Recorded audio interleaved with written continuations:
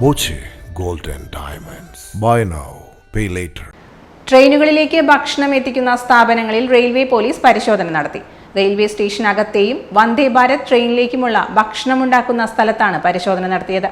Operation പൊതിച്ചോറിന്റെ ഭാഗമായായിരുന്നു പരിശോധന.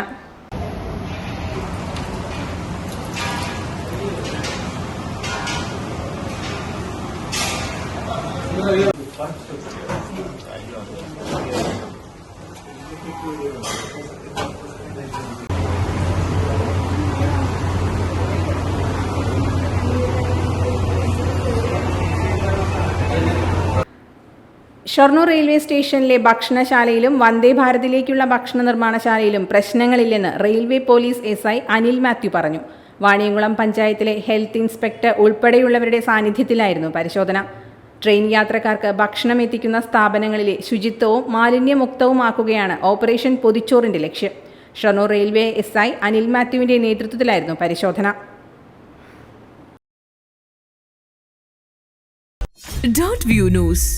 കാഴ്ചകളാണ് ലോകം. കണ്ടു തുടങ്ങുക.